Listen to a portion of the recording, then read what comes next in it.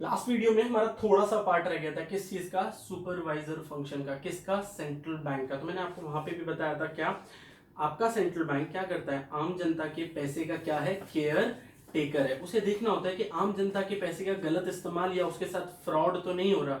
तो वो क्या करता है, वो सारे कमर्शियल बैंक, क्योंकि हमारा पैसा कमर्शियल बैंक के पास है, तो सारे कमर्शियल बैंक के अकाउंट किसके पास खुल जाते हैं, आपके आरबीआई या फिर सेंट्रल बैंक के पास खुल जाते हैं। तो यहाँ पे आरबीआई सेंट्रल बैंक क्या मॉनिटर करता है, बैंक के पैदा होने से, यानी कि उसके इनकॉर्पोरेशन, उसके आगे एक्सपेंशन, उसके डाइवर्सिफिकेशन, उसके मर्जर, उसके अमलगमेशन, उसके टेक ओवर, इवन उसकी रेगुलर वर्किंग को मॉनिटर करता रहता है। अभी देखिए कितने सारे स्कैम्स जल्दी जल्दी है, वो कैसे पता चला, वो सुपरवाइजर फंक्शन से पता चला आपको।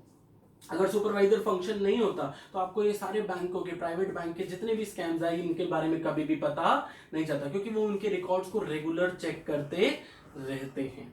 तो यहां पे हमारा खत्म होता है क्या, हमारा सेकेंड फंक्शन खत्म होता है बैंकर्स टू बैंक। अब आता है हमारा थर्ड फंक्शन। अब ध्यान रखिएगा, देखिए बैंकर्स टू बैंक में से कोई सा एक पार्ट आ जाता है, ठीक है, कौन सा, मैंने आपको बताया clearing house function, lenders of last resort. अब ये एज अ सरप्राइज पैकेज पूरा का पूरा आता है, तो इसमें आपके लिए कोई इफ और बट नहीं है, आपको लिखना ही पड़ेगा, आपको वो आंसर पॉइंट्स में लिखना ही पड़ेगा। अगर आप सोच रहे हैं कि आप उसे पैरा में लिखेंगे तो आपकी क्वालिटी ऑफ आंसर नजर नहीं आएगी, आपको उसे पॉइंट में ही रखना पड़ेगा। मैं जो भी कुछ बता रहा हूं सब पॉइंट्स में याद करना आसान है, आपको ऑर्डर याद रहता है, आप भूलते नहीं है।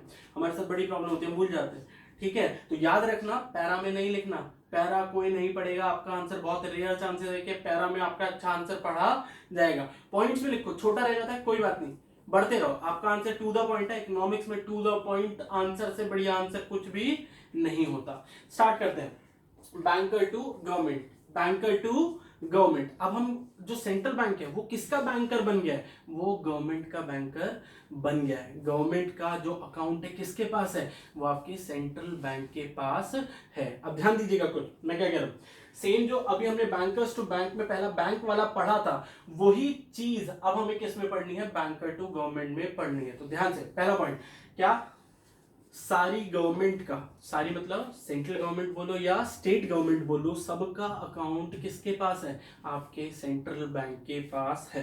मैंने क्या बताया, सारी गवर्नमेंट, स्टेट गवर्नमेंट और सेंट्रल गवर्नमेंट का अकाउंट किसके पास है, सेंट्रल बैंक के पास है। सेंट्रल बैंक यानी कि इंडिया में आरबीआई, ठीक है। वहीं पे सेंट्रल बैंक क्या करता है, गवर्नमेंट का डिपॉजिट एक्सेप्ट करता है, गवर्नमेंट का डिपॉजिट एक्सेप्ट करता है।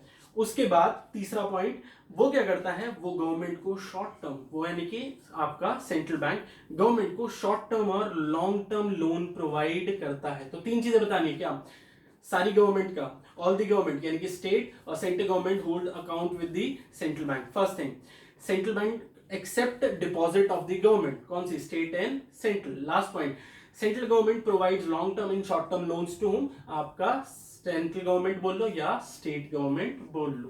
पहला फंक्शन एज अ बैंक, दूसरा एज एन एजेंट। अब एज एन एजेंट वो क्या करता है, एज एन एजेंट बहुत कॉमन सा है, जैसे कमर्शियल बैंक आपके डिपॉजिट को एक्सेप्ट करने के बाद आपके बिहाफ पे कहीं और से रिसीट आती है, किसी ने आपके नाम का कोई पैसा डाला तो उसको एक्सेप्ट कर लेगा।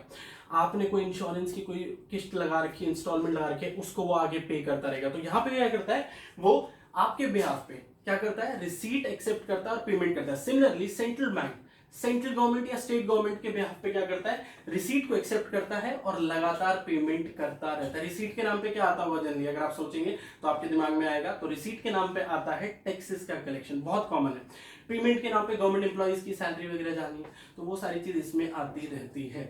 अगला पार्ट आता है मैनेज पब्लिक डेट। देखिए ध्यान से सुनिएगा, मैनेज पब्लिक डेट क्या है, ये ना बहुत सरदर्द करेगा आपका नेशनल इनकम में। क्या है, क्योंकि बच्चों ने टर्म पढ़ा नहीं और नेशनल इनकम में आ जाता है और आप फंस जाते हो।